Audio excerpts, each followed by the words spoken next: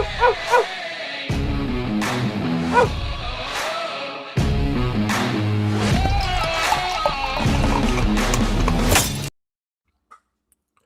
going on, ladies and gentlemen? I have missed you. I have missed you. It's only been a week, but I have missed you. I have missed all the interactions between us, obviously the fights. We have a couple things we're going to talk about, but welcome to the Dog or Pass podcast. I'm your host, Madlab, brought to you by the Mayo Media Network. I also have my guy, Deiveson, that I also miss. I haven't talked to Deiveson in about 2 weeks. Deiveson, what's going on? Oh, not too much. Just ready for another week of some all right fights. We got Yadong Song up at the top. I think he usually brings it, and there's a couple other names down the line that could bring some interesting fights along in this card. So who knows? Yeah, the card is a little lackadaisical, but we got more important things to discuss before we jump into this.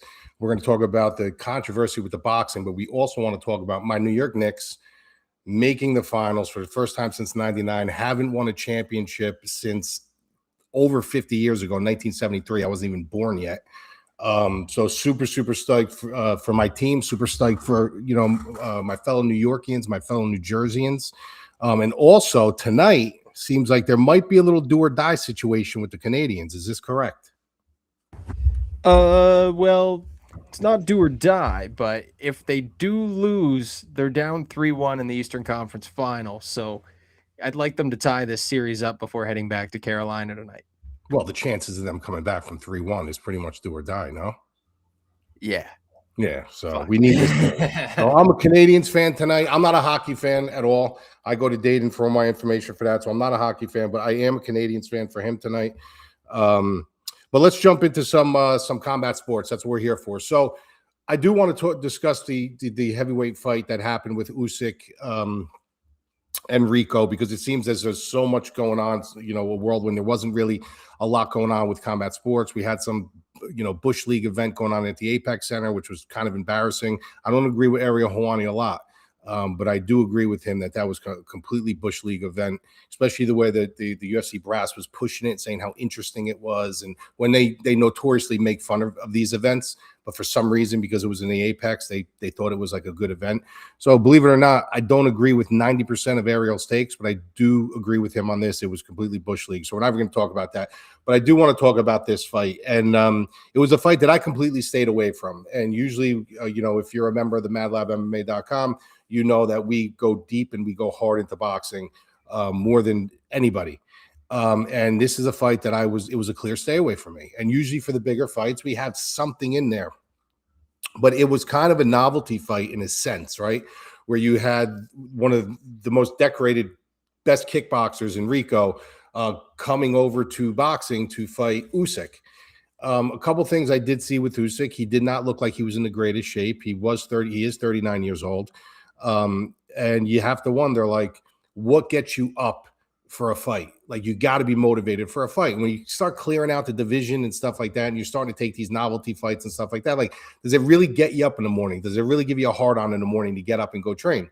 Because you're kind of looking at a guy who's got two professional boxing fights, and you're like, what can this guy possibly do? He can't use his legs. He can't kick. This is going to be a walk in the park. They had this big event in Egypt. Anyone who watched it knows what I'm talking about. Anyway, these are the points and times where I love this sport so much, but sometimes I can't defend it. And I'm getting to the point now where I cannot defend what happened and what has been happening. And the sad thing about it is, while I was watching the fight, I was scoring the fight. And I've been around boxing long enough, pretty much more than 3/4 of my life. I know how to score fights. And I had Rico up 9-2. Okay. I had him up 9-2. Going to pull off one of the biggest upsets, maybe you could say, since like Tyson versus Douglas. The 11th round comes along. They're fighting in the he gets dropped. Rico gets dropped in the 11th round by a really beautiful setup uppercut. He gets up. He goes back to the ropes. Usyk, the great fighter that he is, comes in. He goes in for the kill. The bell sounds. The bell goes off. You think the ref is coming in to kind of stop the round, like stop the bleeding and go back to your corner, and he stopped the fight.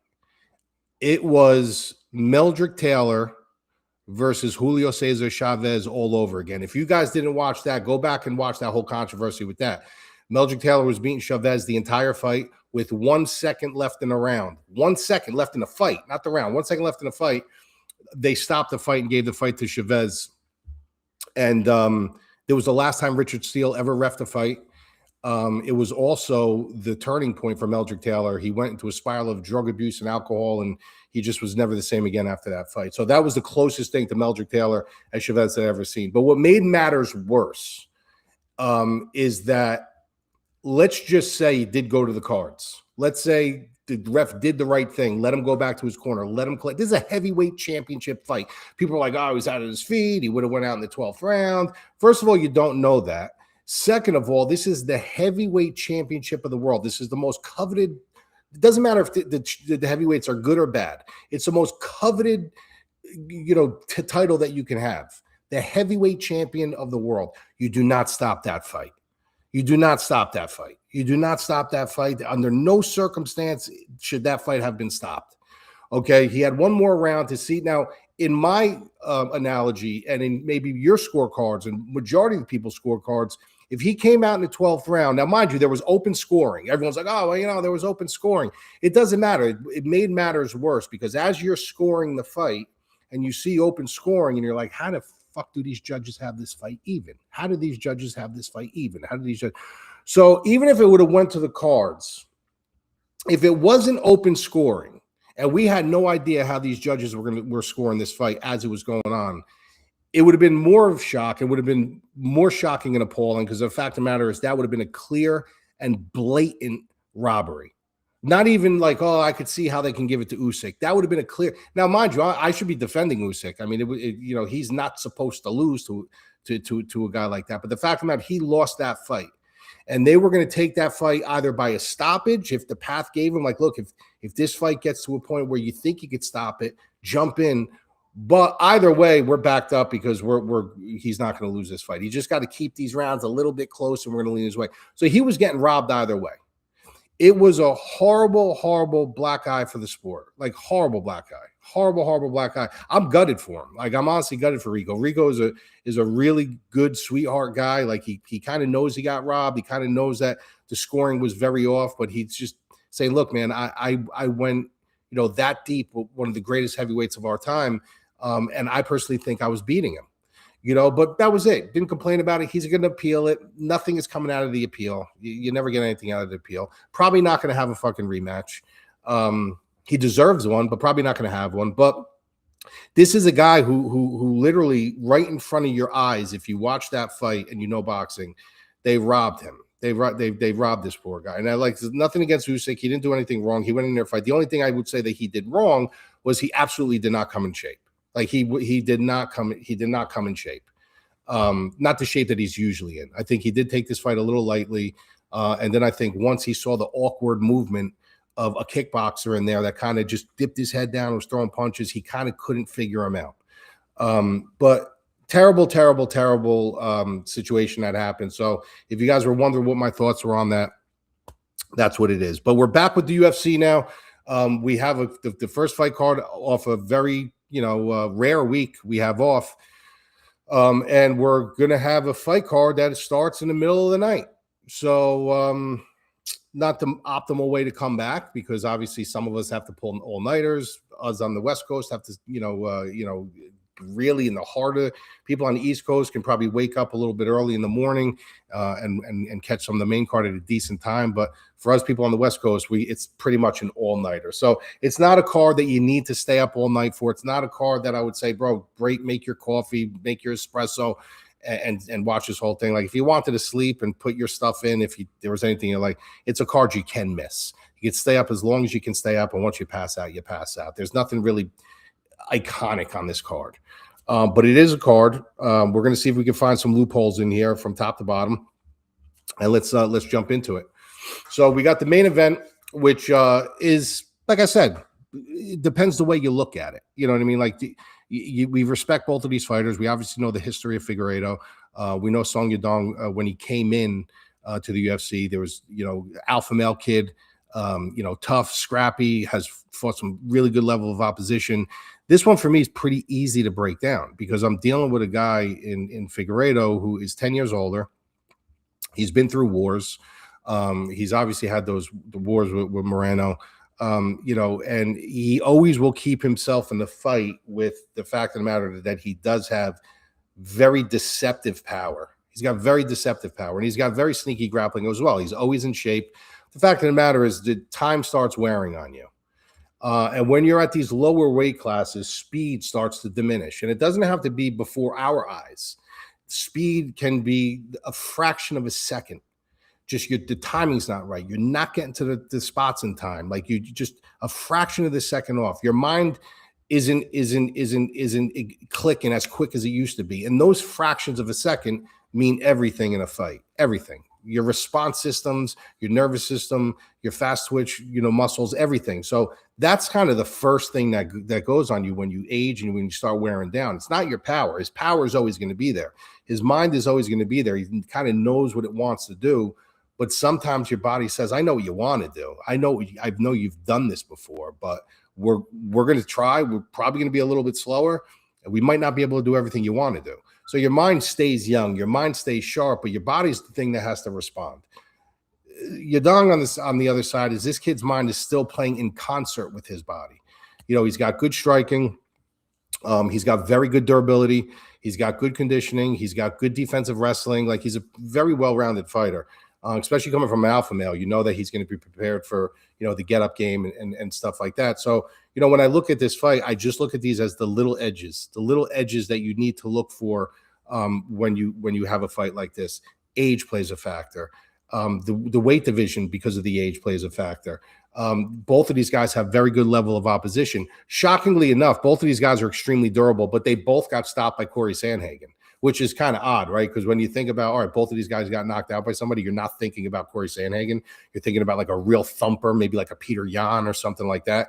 But both of these guys were stopped, believe it or not, by knockout by Corey Sandhagen. So interestingly enough, but both of these guys, when you look at Figgy, like the avenues you're looking for with him, you're saying, all right, with the level of opposition, the 5-round fights, and yeah, he's definitely has the better arsenal when it comes to that. But Song Yadong's got a great resume too. He's fought the top of the heap as well. 10 years younger. I trust his durability a little bit more. I trust his decision-making at this point a little bit more. I could see this fight going to the cards because I do think, like I said, both of these kids, I shouldn't say kids anymore, but both of these guys do hold a pretty good candle of durability outside of a couple blips in a radar. But I'd be remiss and I'd be not being honest with you if I was trying to throw a dart and say, I want Figgy to win. Does he have a path to win? Of course he does. That's why you fight the fight. But to pick him here, I think would be just irresponsible. So I got to go to Song Yadong here. I'm going to go either Song Yadong late or I'm going to go Song Yadong by decision. As far as a wager on this fight, I really wouldn't go near. I mean, if you want to play with an over and under a little bit, you want to tinker with that. If you want to take a shot on maybe like some kind of inside the distance prop, but even tying him to a parlay or anything, how much is really going to, what is it really going to do? I mean, if you're tying him to a multiple suit parlay, like 4, 5, 6, 7, but if you're tying him with a 2-fighter parlay, where is that really going to move? You're probably still going to be in the minus. So for me, it's kind of a pass as of right now, but I do like Song Yadong pretty convincingly to get it done here. All right, we move on to the co-main event of the evening, which is Mingyang versus Alonzo Menifield. A lot of these fights hold a very similar characteristic. You got minus 240 for Mingyang, and you got plus 205 for Alonzo Menifield. Plus 145 is the over. Minus 165 is the under for over 1.5 rounds. I kind of agree with the under in this one. That I will say. I think one of these guys will probably find the mark. But when I say a lot of these fights on this main card, and in this card in general, hold a similar characteristic, it's movement. Like there's certain fights on this card where you just can't ignore the movement. When you look at a guy like Alonzo Menifield, now mind you, I was never an Alonzo Menifield fan. I never thought he was a good fighter. I thought he was a little bit bombastic, very square, not fluid, a bull in a china shop. I mean, let's face it, that's what he is. But he's gotten better. Like, he has shown me things where I'm like, that's something you can work with. His takedown defense, he understands how to pummel. he gets into the right positions. Even if he is taken down, he still does some of the right things. The problem I do have with him is his striking. And even though it's powerful and even though it's very engaging, he doesn't really have anything technical behind it. He's very just like Shrek, like very heavy footed. And when he throws his punches, he charges forward in a very non-athletic manner like Thiago Santos used to do. Thiago Santos used to clear space in a cage. If you ever watch his old fights, really quick. Like he used to have these explosions from one warning track to the other. And he used to clear space really quick. But he was, he was a lighter weight at the time. He was a longer, leaner. He was able to move much quicker. And it would actually look, it was eye appealing because you could see him clearing the space. When Menifield clears space, he just dips his head and he just starts throwing these haymaker punches, which is a death certificate. Unless you're fighting a guy who is going to be intimidated by that or who's going to shy away from that, because then he's going to make a mistake and maybe you clip him with a shot. But he doesn't have any kind of lateral movement. He doesn't use any kind of head work or anything like that. He's just kind of there, kind of marching you down, and he's looking to land the big shot. And or he will throw, like if he has you on the cage, he will throw numerous shots. But at the end of the day, there's nothing really tied together. Like if you really watch his combinations have no rhythmic tempo to them. He's just kind of throwing his hands to see if something sticks. And that's fine. That's fine in certain situations. It's not fine in the fight with someone like Mingyang, because this is a guy who does know how to move. This is a guy who does throw down the center line. So when I look at this fight, that's what this is for me. This is more of who would you rather, stand by in this fight? You want to stand by a guy who's going to just kind of push forward and hoping like he has no ability to kind of shut you down or corner you or back you or Z you into a corner? Or do you want the guy who's going to kind of move laterally, stick you down the middle, use a little bit more athleticism to win that fight? Now, the one thing I was supposed to say about Mingyang is when he fought Johnny Walker, he was having issues with the movement because Johnny Walker is a very, very rhythmic guy. He's very off-kiltered. You don't know what he's going to do. Right out of the gate, if you watch that fight, he shot for a takedown. It obviously went wrong for him because Mingyang got on top of him and did in full mounted him. But obviously his grappling game isn't the greatest, so it's not like that's what he's relying on.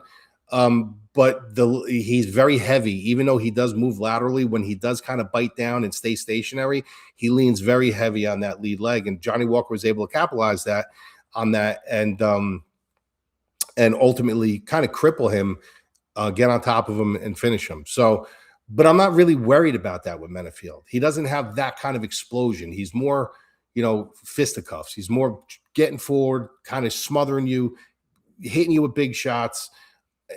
That's not his game, to sit there and just chip away at your legs.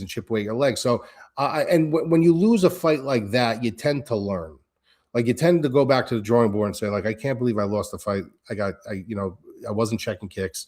I got a dead leg from it, and that's what lost me the fight. You tend to go back to your camp and say, look, this is something we have to adjust. Like you can't just sit there and lean on your lead leg like that. Not with these guys who are going to come out and they're going to see that now, and they're going to target blueprints against you. So I think he's going to fix that, which will ultimately give him more lateral movement.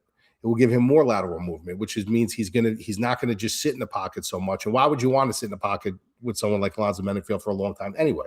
So I like Mingyang here. I think he's going to get it done. I think he's going to really chew up Menifield. I'm not going to say it's going to be easy because it's really all predicated on how he approaches this. If he approaches this in that manner where he's going to use lateral movement, he's going to kind of be light on his feet. He's going to, kind of not, use spacers and stuff like that.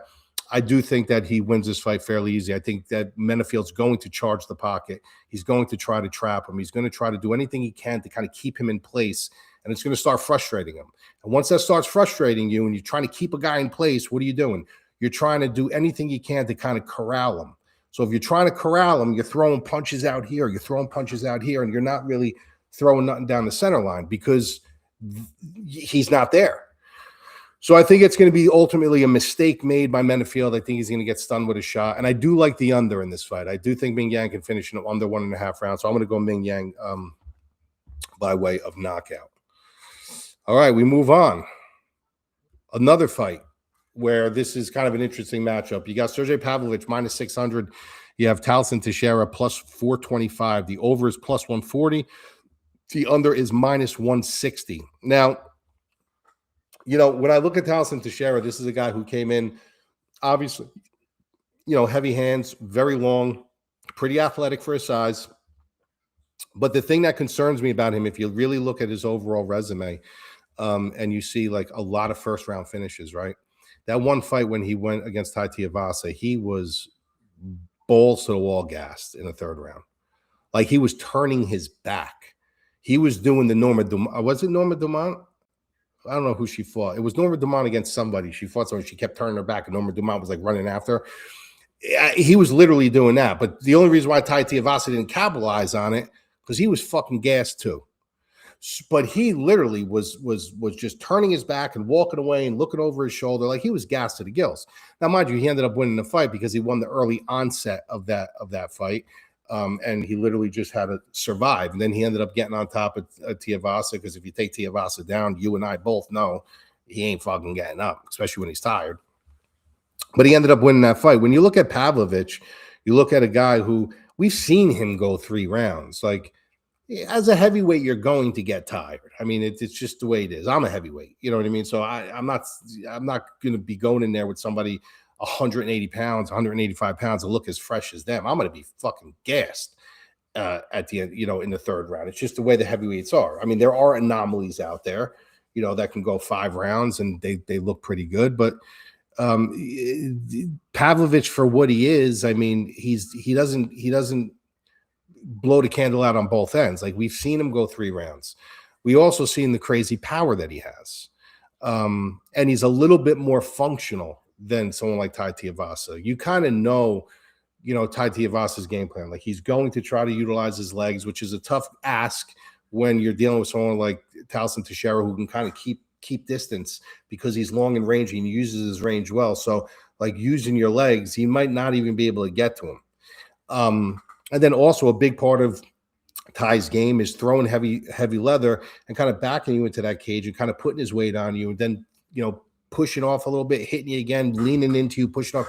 Pavlovich doesn't do that. Pavlovich is looking for space. Pavlovich is looking to get underneath and land something big, and I think at the end of the day, like, as this fight grows older, as this fight grows into halfway through the second round, into the third round, I think Tallison Teixeira is going to be in for the same kind of fight. I mean, mind you, that fight with Ty was very high paced. That was a high paced fight for 2 big guys. But when you're dealing with a guy like Pavlovich, who you have the threat, you have to kind of either stay all the way in or all the way out. You don't want to be in the fucking mid range with Pavlovich.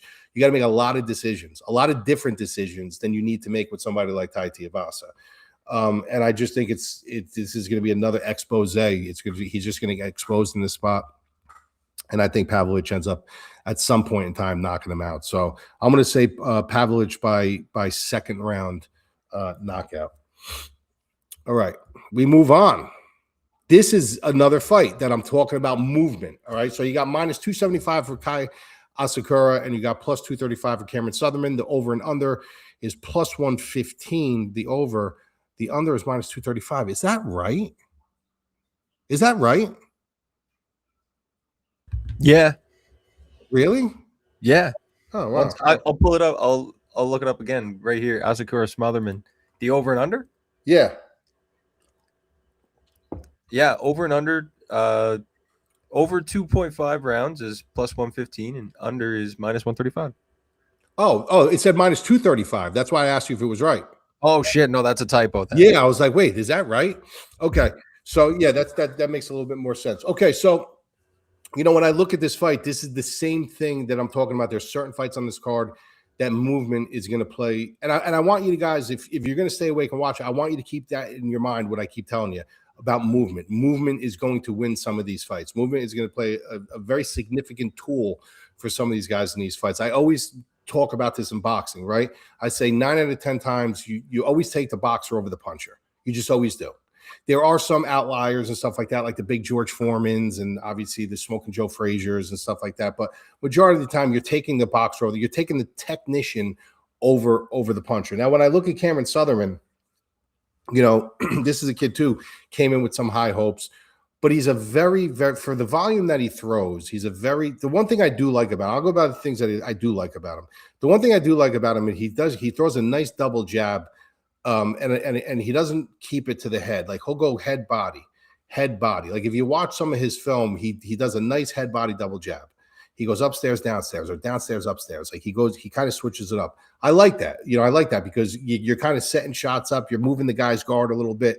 Seeing where you're getting your timing as far as is he when he's blocking his midsection, is he leaving his head open? When he's coming upstairs, where is his guard going? So you get a nice read when you kind of change levels like that. So I do like that about him. He keeps his hands very high. If you watch it, his hands will be open. His hands will be very high like this, which I do like about him. The problem is he doesn't move his fucking head. And if you watch when he gets stuck with a jab, right, when he starts getting stuck with jabs, his head, he's getting stuck with his jab, but his head is snapping completely back in a lot of the film that I watched, which means he's walking onto these jabs.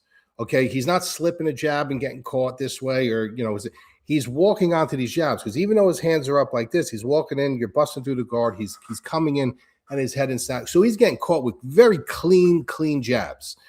And everything that I've watched of him, everything is this kid just he's too much on the center line for me. He's way too much on the center line for me. He's way too stationary. If you look at the fight against Sadi, that's the one I'm really talking about. He was hitting him at will, literally hitting him at will. Every jab he threw, he was thinking. He made Sadi look like a real prime prospect.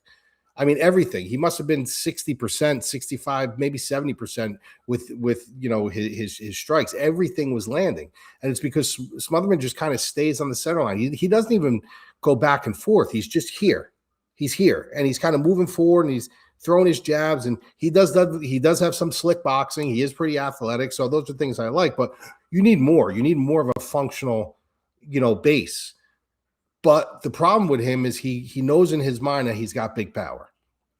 So he's looking for that game changer. That's what he's looking for. And if you're hopping around and you're doing all this stuff, you can't really plant and swivel your hips and land something big. So he's kind of just waiting and hoping that something opens up. You're not going to win fights all the time like that. You will win fights, but you're not going to win fights once you start getting to these guys that really know how to move, that really know how to create angles, create space. It's just not going to happen. When you look at Asakura now and you look at him, you're like, well, Asakura, he lost to Elliott and he lost to Pantoja. Yeah, he lost to Elliott and Pantoja. First of all, they gave him Tim Elliott, and that's a guy like you're debuting against. You really don't want to debut against a guy like Tim Elliott because not that he's this great striker or anything like that, but the guy is super awkward. Super awkward. I mean, he's throwing kicks everywhere. You never know where he's coming from. His hands are out here. He's got very slick grappling. Could frustrate the shit out of you.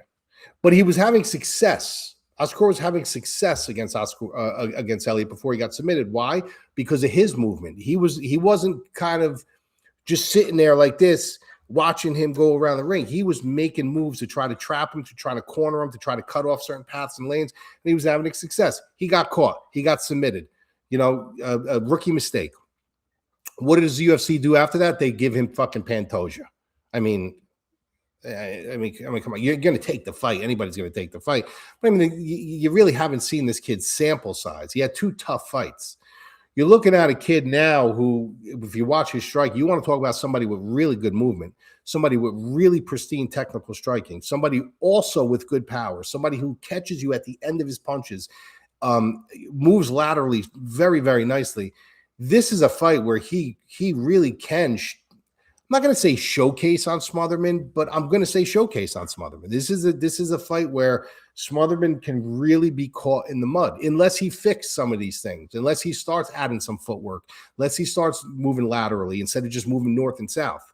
You know what I mean? If he fixes some of those things, Smotherman's boxing is really good. Like there's a lot to work with there.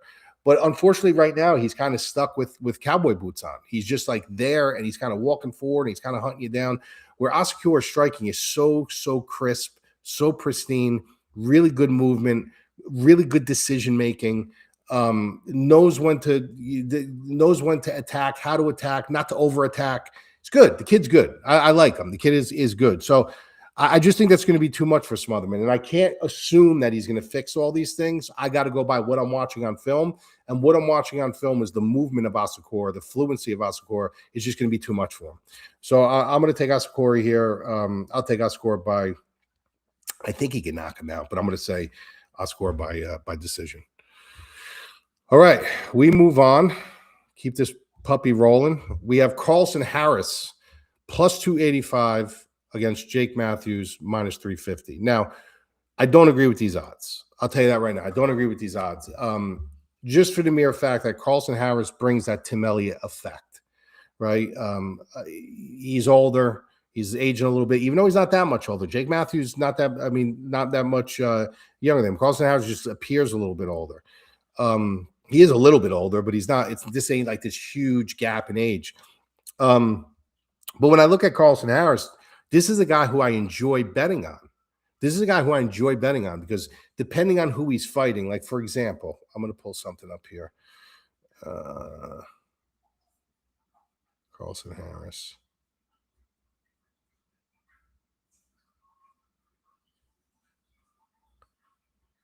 Like when he was fighting guys like Gooden and Wells and stuff like that, like these are guys like, even Ponzinibbio, even like guys like Ponzinibbio and stuff like that, like when he fought them, like even though he lost that fight, Carlston Harris brings like an element where like if there's a tasty enough line, you're like, yeah, I might take a shot at this because he brings that element of surprise. He brings that element of like, if you can't figure him out, doesn't mean he's the better fighter. The better fighter doesn't always win. But you got to remember, there's only 15 minutes in a fight. So if you're trying to download what he's doing and you're kind of hesitant in the first round, he's throwing all this weird, sloppy, unorthodox shit, and you just can't figure him out. And then by the time the second round comes, you're like, I think I got it.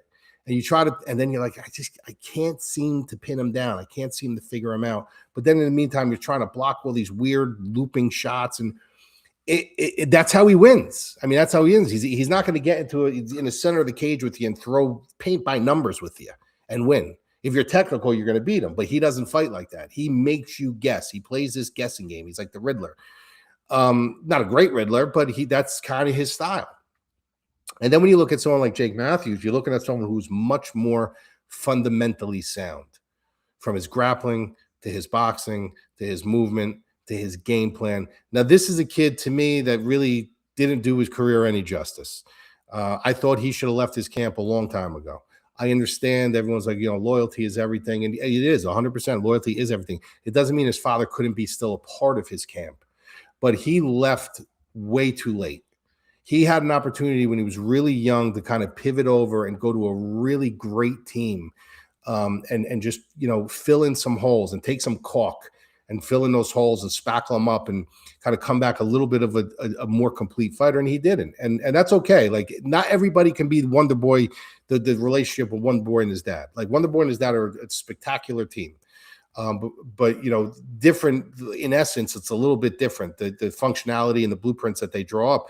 Jake Matthews is a really good fighter. But I was saying from Jump Street, like, this kid has the potential to be a really good fighter, like borderline really good fighter.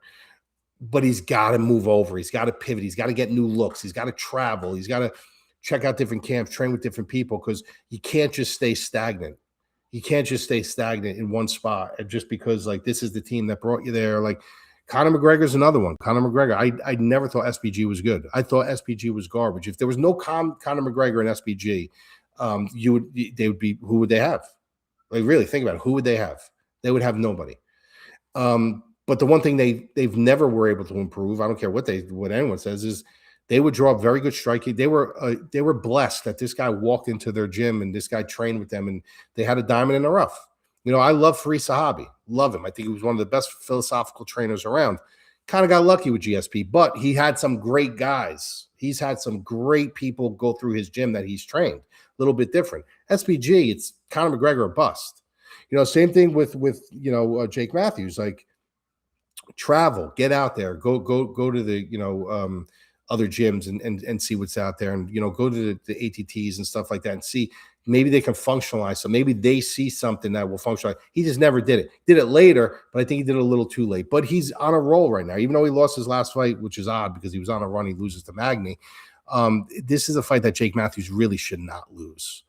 Like, I think Jake Matthews is coming to a point, even though he did lose his last fight, you could see clear jumps in his game, clear confidence in his game, a clear know-how, a very young but very veteran style fight that he brings to the table. Now he's kind of really matured a little late, even though he's still young, matured a little late, but he really matured into his game. And I think this is a fight where he finishes Carlston Harris, to be honest with you. So I'm going to go Jake Matthews inside the distance here.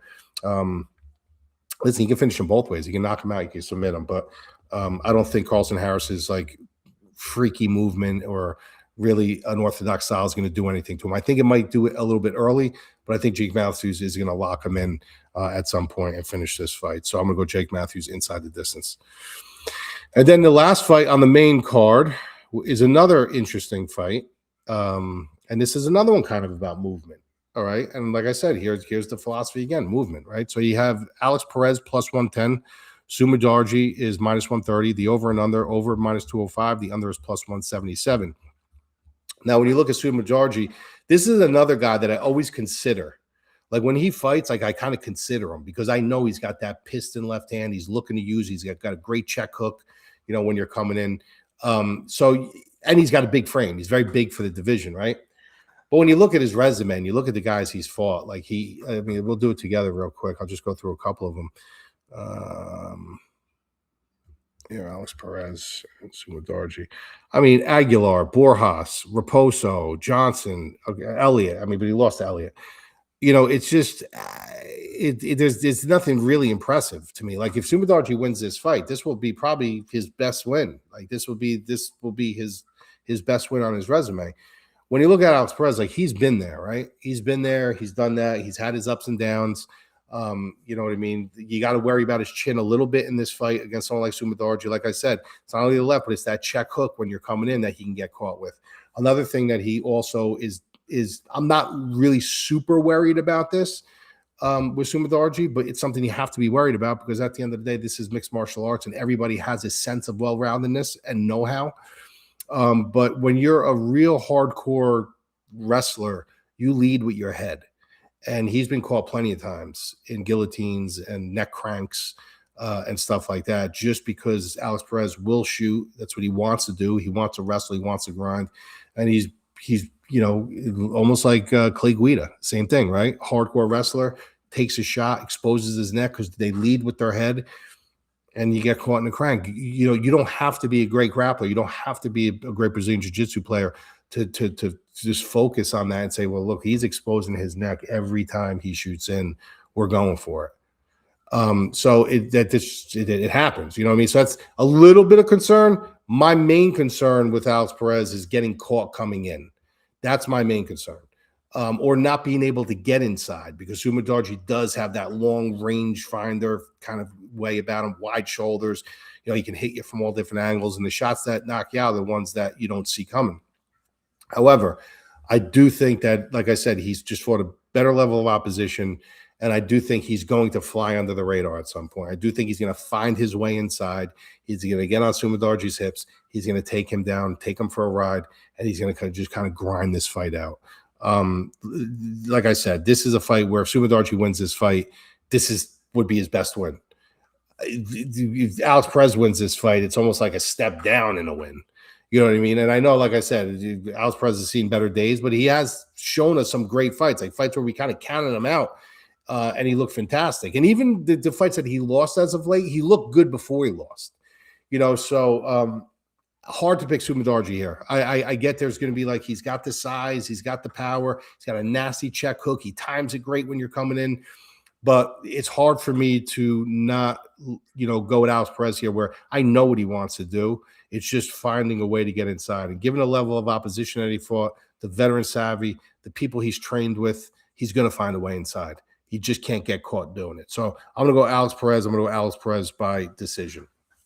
I think that wraps up the main card, ladies and gentlemen. Like I said, this isn't the card that you got to go crazy with. If you want to sit back, listen, I'm honest, man. I'm not going to sit here and tell you, you know, max unit this or do that. This is a card, if you don't want to play, you don't have to play. If you want to have a little bit in DraftKings and just to have some fun, maybe wake up in the morning and win $1,000, awesome. If you want to put a couple wagers in, couple parlays in, you wake up, you got a couple extra shkadols in your pocket, great. But it's not a thing that I would tell you to put your bankroll on. You don't got to go on Twitter or an X and see all these guys, I'm 5 units on this, 5 units on. You play smart. Gambling is about playing smart. I don't want to see you guys just every week going in and funneling your bankroll. There's no need for it. There's no need for it. You got to, you walk. It's not a marathon. This is a long-term race because this is all year long. We don't have a season here, right?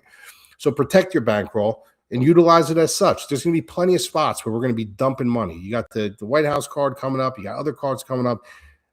This is a card that play a little bit, have a little bit of fun, but don't let it burden your bankroll. With that said, I want to bring in Deiveson because I want to know if Deiveson decided if he has a dog of the week this week or not. Do you? I do have a dog. Throwing it back a couple weeks where Josh Van was obviously the winner of that bet that we had. You took who did Van fight? I'm losing it. It's right at the top of my head. Oh Christ, dude. Oh fucking Christ, dude. Yeah. Tara. Yeah, Teixeira. Okay, yeah. So you still got to tell me what I got to do for that. I know. I will. But anyways, I was victorious in that one. And then last week, obviously, not last week, but 2 weeks ago, took a loss. So I'm hoping to go against you again. Wait a minute. You didn't take a loss last week. Yeah, Timmy Kwamba. Okay, so what's your record right now? 2-1? No, I'm 3-5. For the year? Yeah. Are you really? Yeah. Since we started reading. Since we did the new format, you're 3-5? Yeah. Oh wow! I thought. Why did I think? No, I gotta keep track of it. Hold on, let me put it in my notepad here. It's going downhill. But anyways, here. Yeah, tell me what you got. I'm hoping to go against you again because you just went the opposite way. I'm going Sumudaerji. I found a good number on him at plus 115 here. It moved a little bit, so that's who I'm taking. I'm taking. How you taking him? I'll tell you. That'll be good. Listen, that is something we could throw in here too. Like, you won't get deducted for this. You'll get deducted for your pick, but you can add a bonus in there if you pick the method of victory. Like, so if you pick the right fighter or wrong fighter, obviously it's either going on one side. But if you pick the right method, you'll get a bonus point. Yeah, okay. Give me Sumudaerji by decision because I can't see him knocking him out. Okay. All right. So there you go. You have possibility to get 2 points. And then bring it back. All right, that's a good way to do it. And then you got to think about next week what you want me to do because we got to get this show on the road. All right. All right. You got anything else? You got anything to say about your Canadians or what? Fuck. Just can't go back to Carolina down 2. Dude, I couldn't even name a fucking player on the Canadians, and I bet them just for you tonight. Well, I hope that gives them the push that they need. Yeah, so we'll see. So let's go Canadians. Let's go Knicks. I hope you guys all cash on your bets. If you want to check out the rest of my content, go to the madlabmma.com. We do everything. We're doing NBA playoffs. We got Mikey Tams in there doing NBA playoffs. I'm doing NBA playoffs. We got horse racing. I mean, you name it, we got it in our Discord, plus obviously boxing and combat sports. So if not, I will see you guys next week. We're back. Let's win some money. Adios.